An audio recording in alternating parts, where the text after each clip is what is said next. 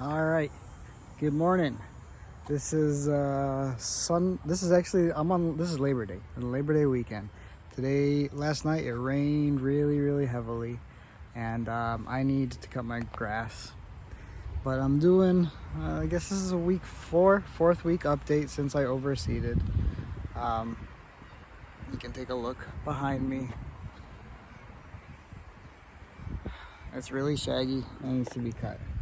This is all the old turf, really, but we can take a look around. Let's see what happened.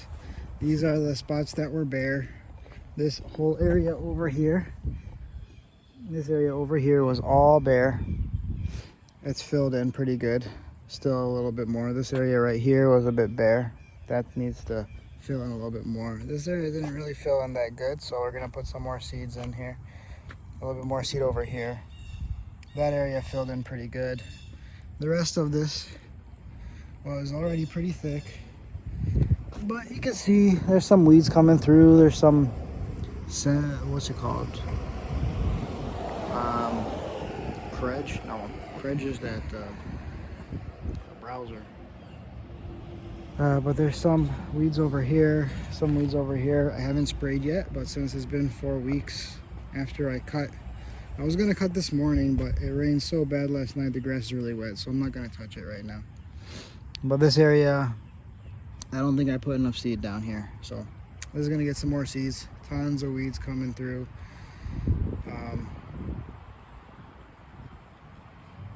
Scourge, is that what it's called? I can't remember what that weed's called for right now, but I started working on the backyard rehab, and I started working on the other side of the driveway, the other side of the front lawn, and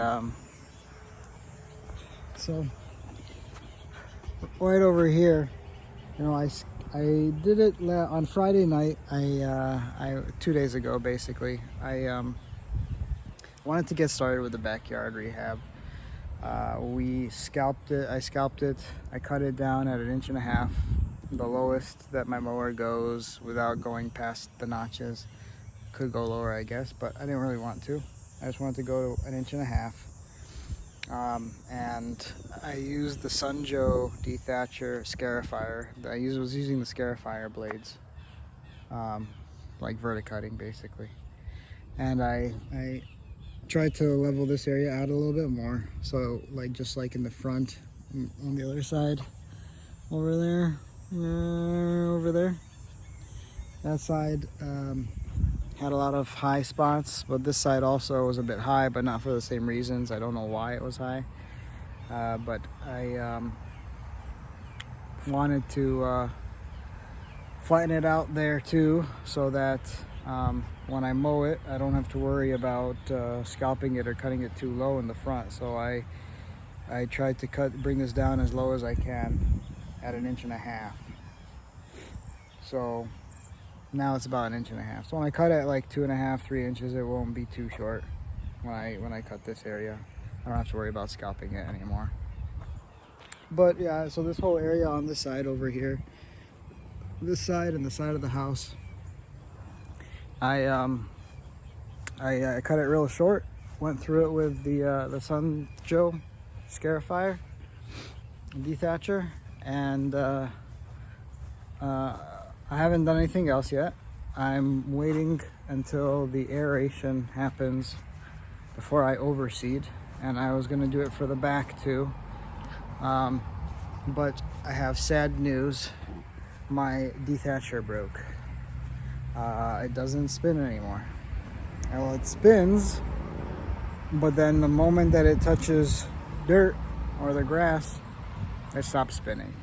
And I was doing a little rehab at my in-laws' house, and I was planning to dethatch their whole yard, and that didn't happen.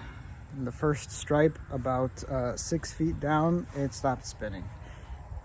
So I have to open it up and find out what's wrong with it. Either the belt has gotten loose or the gearbox. The gears have stripped. And if that's the case, I'm out of luck.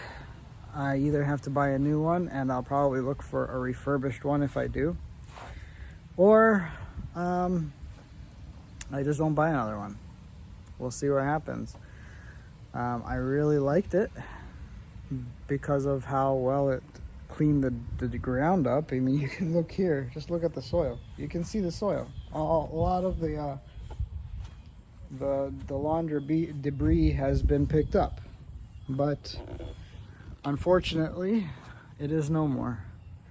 So for the backyard, my plans for the rehab have changed, and I was planning to show the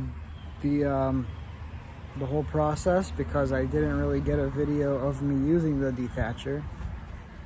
Now I won't be able to do that because they're all out of belts, so they're on back order, so I have to wait for that anyways, and I don't even know if that's going to fix my problem, and I don't really want to order another one, so this year anyways. So I'm just gonna do what we did at my in-laws house, which was mow it down as low as it can go to 1.5 inches, and rake it up. Just as we're raking, we'll loosen the soil up a little bit, and then I'm just gonna wait for the aerators to come, which should be coming next week, I believe. So maybe this evening I'll mow up the back.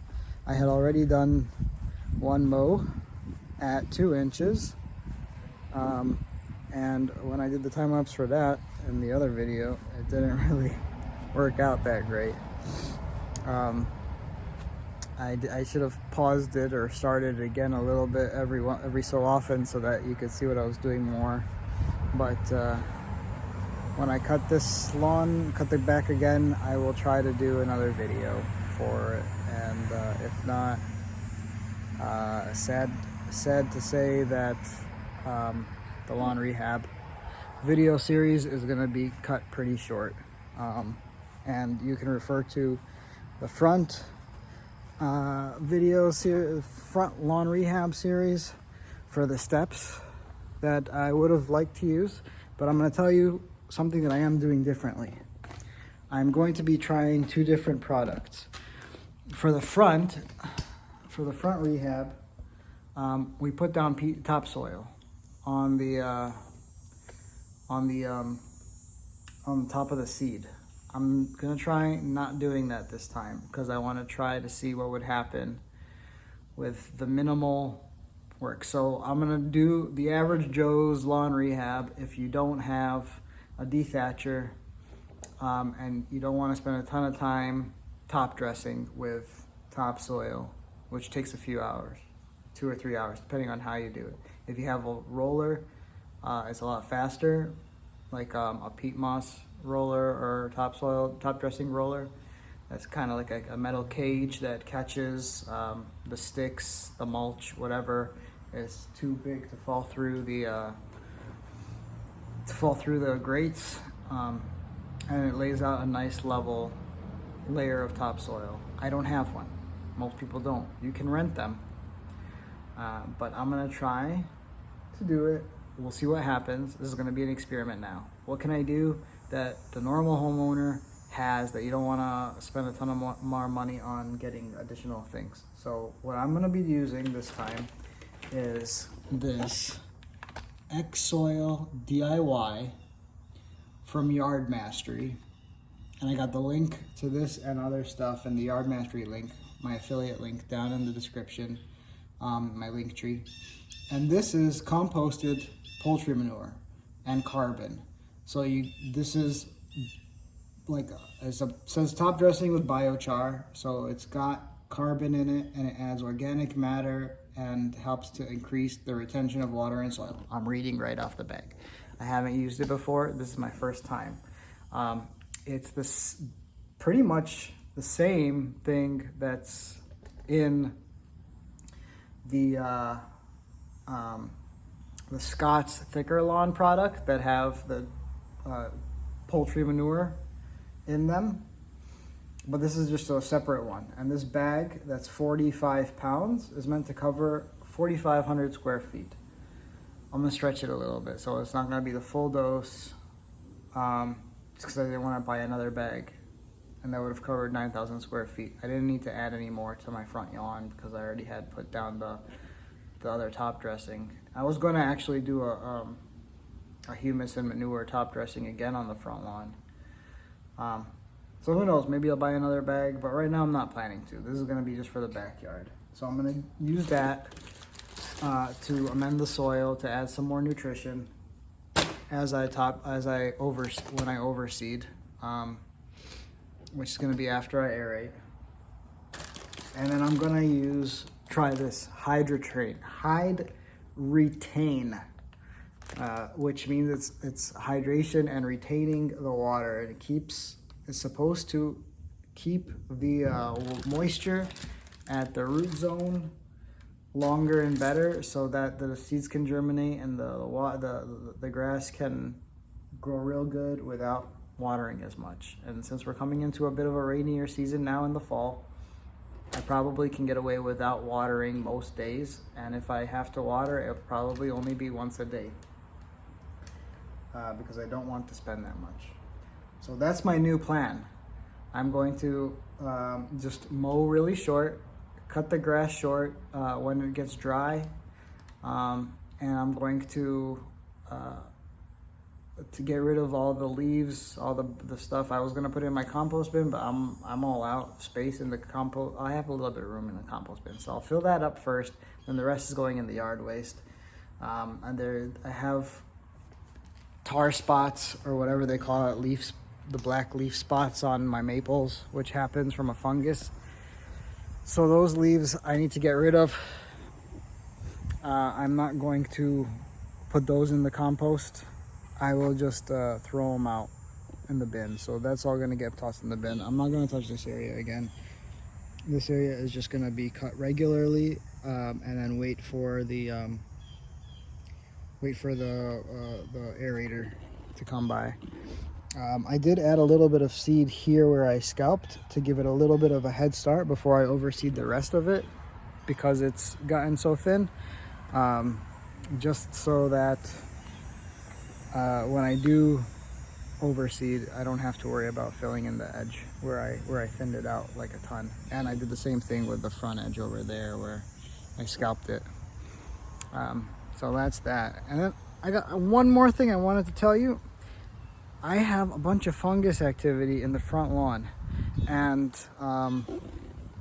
over here, and it's because it's been really hot and humid, and I made a mistake and I added nitrogen when I saw the mycelium stuff, the fungus, the spores and stuff. Don't do that. I learned afterwards that the fungus thrives in nitrogen-rich soil. So if you already see some, don't add more nitrogen. I added another dose of the fungicide afterwards because of that. But I'm gonna have to, after I overseed the backyard, which is already pretty thick, so I'm gonna go a little bit light on the seed back there. I'm not gonna use it all up. And I'll save some to add to this area over here. Now the bare spots have really filled in.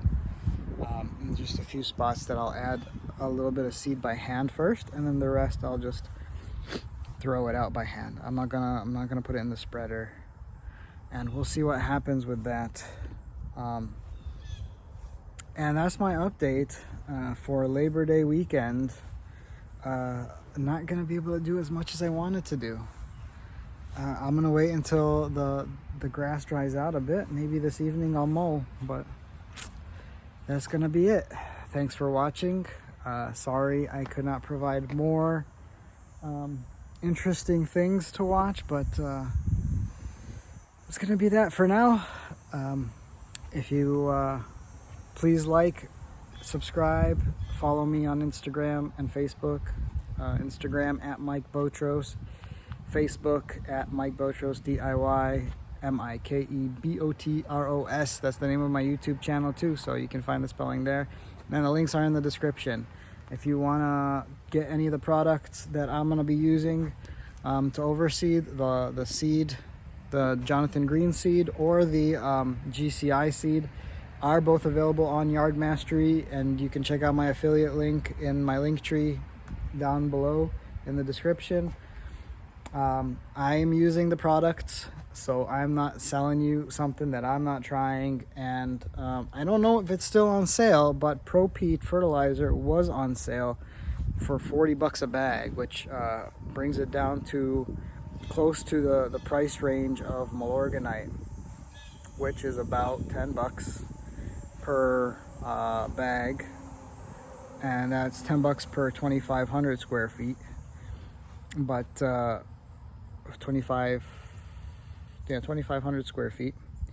And I believe the Pro Peat was, each bag covers 4,000 square feet, I believe.